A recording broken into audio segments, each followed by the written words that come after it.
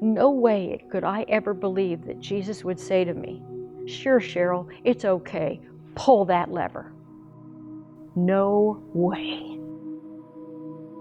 On June 14th, 1991, we were home in bed asleep. I heard a noise in my house and I thought, God, my daughter's gotten sick. I turned back and looked at the doorway. When I did, very large men entered my room with handguns and shotguns. These guys have been told that we have a safe and that we have money in a safe. We don't have it. But they believe it. My husband had never been allowed to stand up in the entire time they'd been in the room. He was on his knees. Last line said was, "We're going to rape your wife and your daughter. We're going to make you watch." Could I ever describe what it would be like to be a mother on a floor and you can't stop what's happening? My husband stood. As he stood, they hit him in his head with the shotgun. Struggle continued into the closet. Heard a muffled shot. Heard a thud hit the floor. I heard somebody saying, "There's a car in the road. Let's get out of here." They're gone. I go in to find out if he's alive or dead. His eyes are open. I'm sorry. I'm staying right here. I can see him. He breathed 3 breaths and he died in Roxy's arms. That's when my life started in a whole new direction.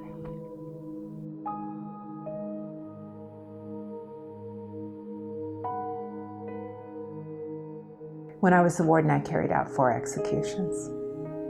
In general, I mean, carrying out an execution requires a commitment of the entire prison, and you begin planning to kill someone the moment you receive that death warrant. The sheriff's on my case. We stayed up 27 hours and I had all 5 of these people in jail. I actually had a district attorney ask me what I wanted for each one of these. Death penalty. That's what they wanted to ask for. I told him, I'll stand outside of San Quentin and I will never let you kill him. What good does that do? At the end of every execution, one of my staff would look at me almost every time and say something like, "Are we safer because of what we did tonight?" And we never answered the question. We just look at each other and know that we weren't. We hadn't done anything to improve public safety for anyone. I suffered the loss of 2 of my brothers, a cousin, and my nephew was shot in front of his house. The first teaching that I had was for my mother. She said to me, "I forgive the person that killed my son.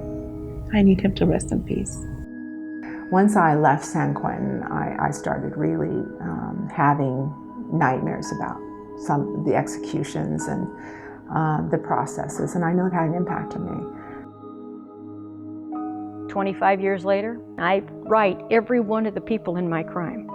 I've met all but one. I have made friends out of them, and they are not offending in prison. They have become different people.